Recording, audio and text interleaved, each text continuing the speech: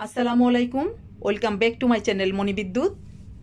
আজকে আমি রান্না করব উত্তরবঙ্গের আস্ত রসুন দিয়ে হাতে মাখানো গরুর মাংস। আর এই রান্নাটি করব এনটিভির কুকিং কুইন কম্পিটিশনের জন্য। তো যাই হোক বন্ধুরা, এই রান্নাটি করার জন্য আমি যা নিয়েছি সব কিছুই আপনাদের সাথে আমি শেয়ার করছি। এখানে আমি নিয়েছি 2 কেজি হাড় চর্বি সহকারে গরুর মাংস। এই গরুর মাংসের জন্য গুঁড়া মশলাগুলো নিয়েছি 2 টেবিল চামচ জিরার গুঁড়া, 2 টেবিল চামচ হলুদের গুঁড়া, 2 টেবিল চামচ ধনের গুঁড়া, 2 টেবিল চামচ গুঁড়া মরিচের গুঁড়া, আর 1 টেবিল চামচ গরম মশলার গুঁড়া। তারপরে নিয়েছি ছোট ছোট 4 পিস দারুচিনি, আর নিয়েছি তেজপাতা 3টি, 5টি শুকনো মরিচ, 6-7টি এলাচ, আস্ত গোলমরিচের পিস নিয়েছি 12 পিস, আর 6-7টি নিয়েছি লবঙ্গ। আর এখানে নিয়েছি 3টি বড় সাইজের পেঁয়াজ কুচি। আর পেঁয়াজগুলো করেছি আমি একটু রিং রিং স্টাইলে। আর এখানে নিয়েছি 1 কাপ সরিষার তেল, আর নিয়েছি আদা রসুনের পেস্ট, আমি একসাথেই পেস্ট করে নিয়েছি। আর নিয়েছি বড় সাইজের 4টি রসুন, খুব ভালোভাবে পরিষ্কার করে নিয়েছি। তো মূলত আমি এগুলাই দিয়েই ঐতিহ্যবাহী আস্ত রসুন দিয়ে গরুর মাংসটি রান্না করব। তো চলুন শুরু করা যাক। মাংসগুলোতে আমি কাটা পেঁয়াজগুলো দিয়ে দিলাম। তারপর দিয়ে দিব আমি গুঁড়া মশলাগুলো, যা যা আমি নিয়েছিলাম সবগুলোই আমি দিয়ে দিয়েছি। তারপর দিয়ে দিব আমি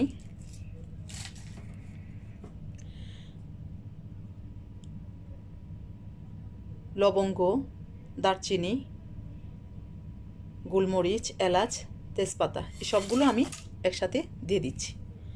তারপর দিয়ে দিব আদা রসুনের পেস্ট, যা যা আমি দেখিয়েছিলাম এই সবটুকুই আমি দিয়ে দিচ্ছি। তারপর দিয়ে দিব 1 কাপ সরিষার তেল,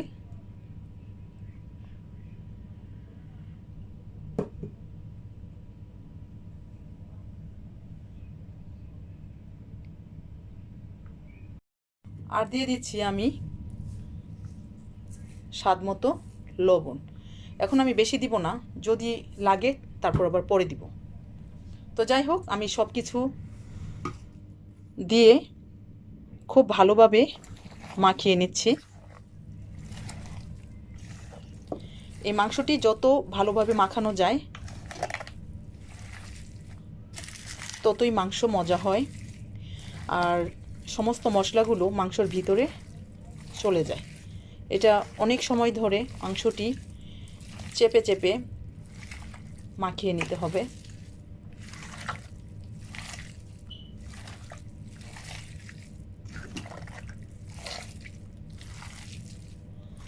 খুব ভালোভাবে এইভাবে মেখে নিতে হবে।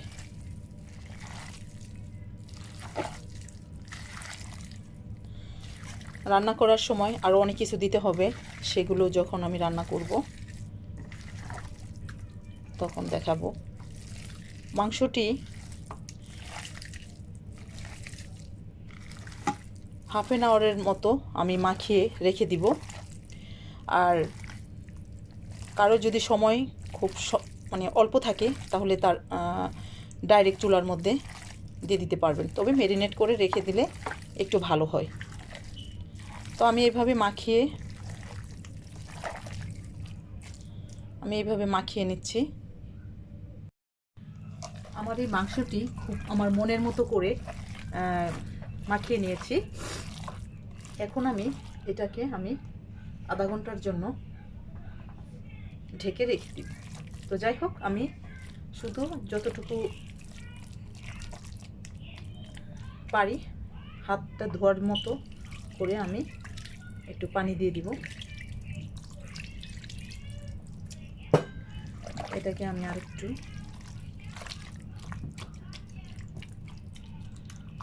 খুব ভালোভাবে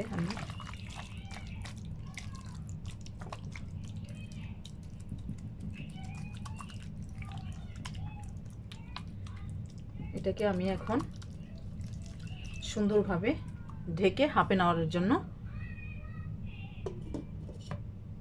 রেখে দিব। দেখুন, মেরিনেট করে রেখে দেওয়ার পর কত সুন্দর সফট হয়েছে, আর সমস্ত মশলাগুলো মাংসর ভিতরে ঢুকে পড়েছে। তো আমি এখন ঢাকনাটা ঢেকে দিলাম। তারপর আমি মাংসর পাতিল চুলায় বসিয়ে দিলাম।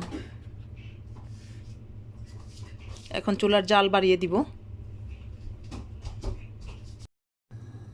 চুলা বাড়িয়ে দেওয়ার পর মাংসর মধ্যে বলক চলে এসেছে। এখন আমি খুব ভালোভাবে মাংসটি উল্টিয়ে দিব।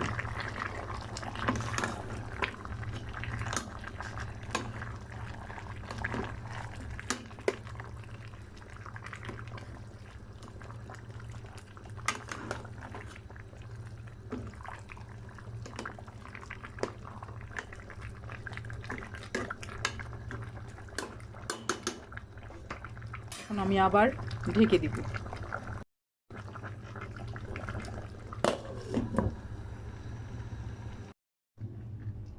মাংস থেকে অনেক পানি বের হয়েছে।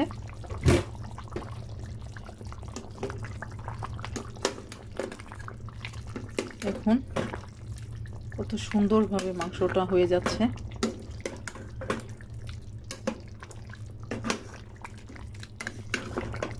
এই মাংসটি রান্না করা অনেক সহজ, খালি নেড়ে চেড়ে দিতে হবে। এখন আমি এটাকে ঢেকে দিলাম, আবারও ঢেকে দিব।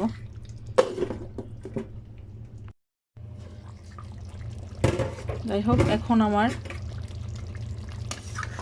মাংস থেকে পানি শুকিয়ে যেয়ে তেল ভেসে উঠেছে। এখন আমি দিয়ে দিব গরম পানি।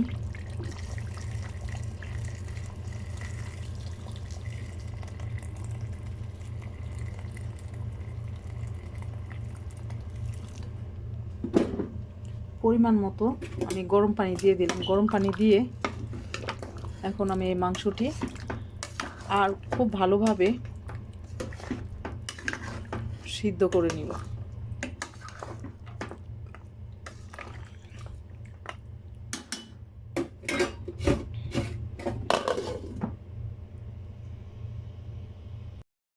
যাই হোক, এখন আমি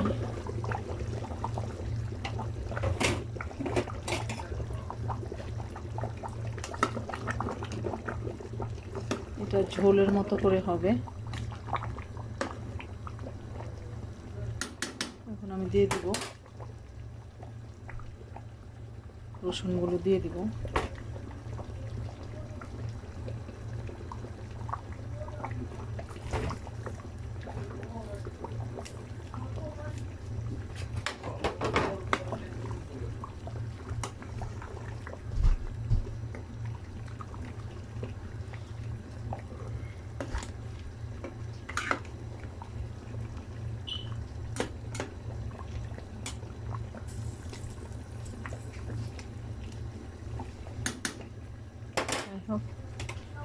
এখন আমরা ঢেকে দিব এটা।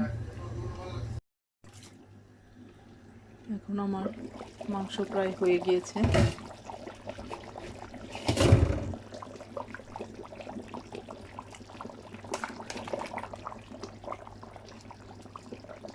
রসুনগুলো খুব সিদ্ধ হয়ে গিয়েছে। এখন আমি দিয়ে দিব শুকনো মরিচ,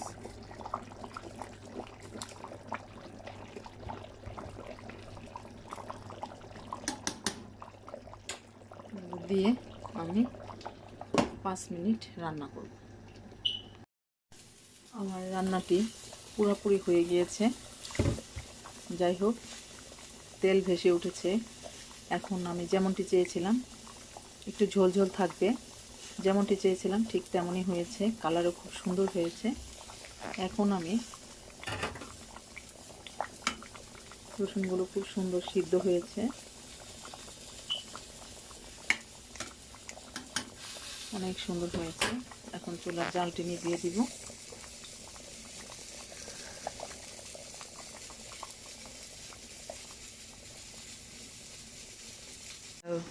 আজকে আমি এনটিভি কুকিং কুইন প্রোগ্রামের জন্য আমি যে আইটেমগুলো আমি করেছি, এটা হলো বাঙালিয়ানা লাচ্ছি সেমাই। আর এটা রান্না করেছি ঐতিহ্যবাহী উত্তরবঙ্গের ঐতিহ্যবাহী রান্না, আস্ত রসুন দিয়ে হাতে মাখানো গরুর মাংস। এখানে পোলাও রাইস। তো যাই হোক, আপনারা আমার চ্যানেলটি উপভোগ করবেন। যদি ভালো লাগে অবশ্যই আমার চ্যানেলটিকে সাবস্ক্রাইব এবং লাইক কমেন্টস দিয়ে আমাকে উৎসাহিত করবেন। ধন্যবাদ সবাইকে।